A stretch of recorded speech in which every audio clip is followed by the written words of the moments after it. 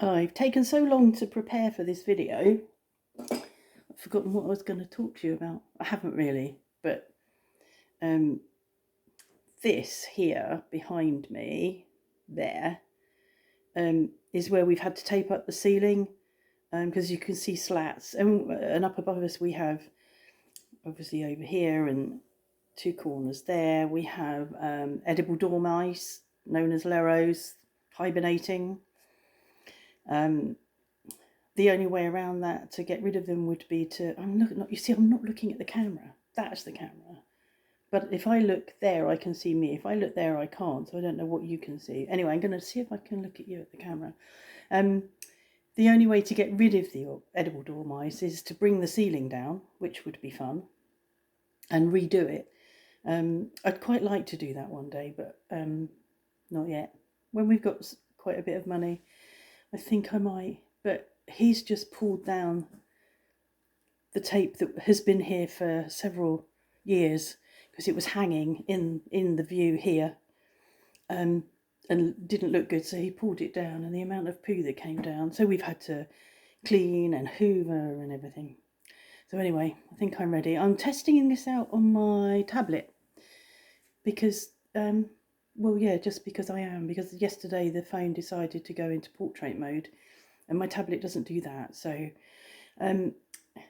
what I want to talk about and feel a bit wary about talking about, but I'm gonna anyway, because I would hope that in the future maybe people will see this who have the same problem, is something I've been almost newly diagnosed with, called diabetes insipidus, which I'm still waiting for my appointment at the hospital to have a fluid deprivation test, which I'm dreading, not least because it will be in French, and I do speak French, but you know, when you're talking medical problems and talking about the ins and outs of that, it's not so easy. But anyway, I need to get that done so that I can have the medication, which is very simple medication you spray up the nose and would sort me out completely, which would be amazing. I'm 66 years old and I've had this my whole life, and it's only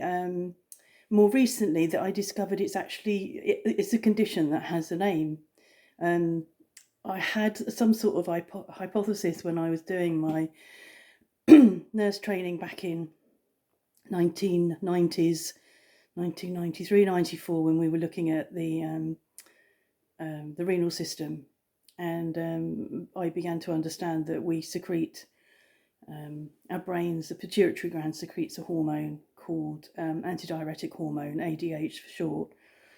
And I began then to wonder whether that had been my problem over the years, because I was a bedwetter till I was 12, which is highly humiliating and shaming, especially as you get older. But I can remember feeling ashamed when I was 3. I can remember 4. I can remember my dad holding me and I'd got damp pajamas on because I'd just got out of bed, and feeling ashamed, which is an awful thing for a child to feel. Anyway, that carried on regardless of anything that my parents did. You know, Mum would get me up before she went to bed and take me to the toilet or put me on a potty when I was younger, and within an hour or two I'd be wet, and they'd have to, if we were going out anywhere, sometimes I had to go to the toilet before we left. It was like, make sure you've been to the toilet, but it made no difference. 20 minutes later I'd need the loo again. And I think that probably petered out with puberty, and I'm wondering whether the hormones that get changed around puberty will have meant that I was making ADH, and so my kidneys were getting the message to, okay, stop now, reserve, contain the water, don't release it.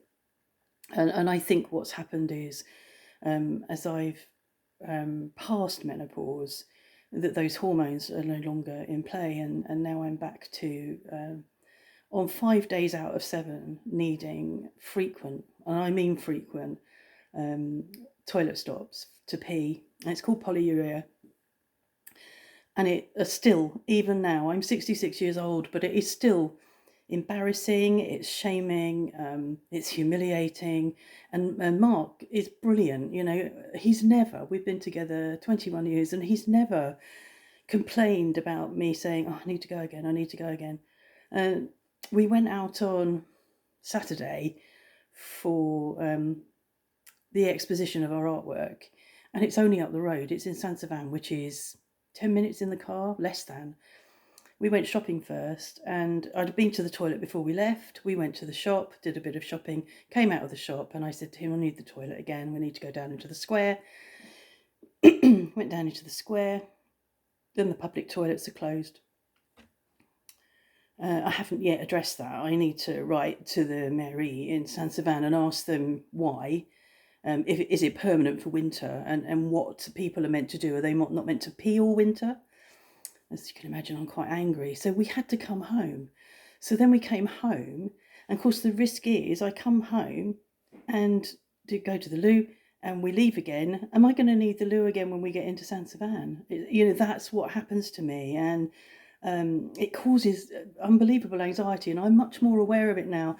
I think I adapted. You adapt to how your life is. You adapt to obstacles in your life, and I think that more recently, I think it must have got worse, and it must have got worse when I had a virus a few weeks back, and I think it's just got worse since then. And I've seen my doctor, and of course I'm waiting for this hospital appointment for a fluid deprivation test, which will prove, I hope, that I have diabetes insipidus, because then I can be prescribed desmopressin. He won't give me anything. I'm going to see him again on Friday because I've not heard from the hospital. He won't give me anything. He has given me something in the past, and I'm going to plead with him, because travelling around the UK, travelling up through France, travelling, you know, around the southeast and into Lincolnshire and back has been, and I don't like this word, but it was quite nightmarish for me, not least because I had to go into public toilets in the UK, and I've spoken about that before, you know, about how insanitary it is. I'm not saying the toilets are insanitary, and I'm not saying people aren't cleaning in there, but there are people in there that don't wash their hands. There are people in there that rinse their hands under the tap briefly and then shove them in those air dryers, which I absolutely detest. So there were toilets that I found in one of the services that you actually had to pop the lid open. Now, you know, who's touched that before me? How many people have touched it? Does it get cleaned? Yes, the inside of the toilet's clean. Oh, good. But what about the outside? So I had to pop the lid, which, you know, was interesting. And I had to stop frequently on the way down through France. Some of the toilets in France are those cubicles that you just go into, and then it locks, and then as you leave, everything flushes and washes and everything, which is good. And I'm not sharing it with anybody else apart from whoever was in there before me, but with our density of population, there wasn't many people. So yes, I just wanted to talk about that, and I've been looking up on YouTube diabetes insipidus, and I've been looking at pituitary conditions, and I've been looking at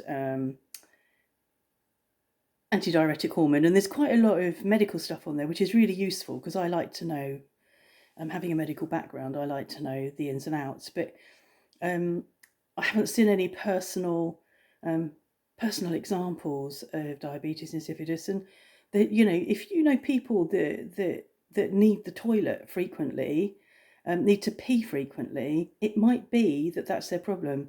There's another thing as part of the diagnosis that's called polyphagia, which is hunger, and in children it shows up as small,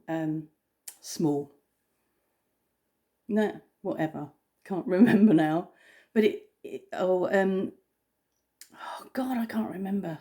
That's mad. My mother took me to the doctors when I was 4 or 5, saying I wasn't putting on any weight. Thanks, Mum. And I can remember taking iron tablets, and I can remember her being a bit more attentive to my food. And it might be that the polyphagia had was causing me not to put on weight, because I wasn't getting enough food, because. So that's by the by. That's not really a problem for me. So yeah, I'd like to apologise to the UK for contributing to the sewage output into your rivers and consequently into your seas. I'm sure I've helped with that considerably. And finally, on the 29th of October, there is, I can only say, a YouTubeathon, which is called Team Seas, and it's an organisation that I'll put the links in the description, because I can't remember all the names now, but they're wanting to raise 30 million to address plastic, to deal with the plastic in seas. They did a Team Trees last year and raised 20 million, so they're wanting to raise 30 million now. So if you're a YouTube creator, they want you to make a vlog and upload it at the same time as everybody else on the 29th. Apparently it doesn't matter if you upload it later than that, but the idea is to flood YouTube with Team C's vlogs. And I will be doing a Team C's vlog. I have no idea what it will be about. I have a little bit of an idea what it will be about, but I'm still formulating that in my head. I do hope after I've done all this that my tablet is going to share this to YouTube like my phone does. It feels more comfortable doing this. I'm on my standing desk, and standing up feels better. It looks better, but heaven knows anyway. Okay, thanks for listening, and thanks to all those men that say things like boo-hoo or suck it up, or those sort of empathetic things. Really helps the reach of my channel. Thank you.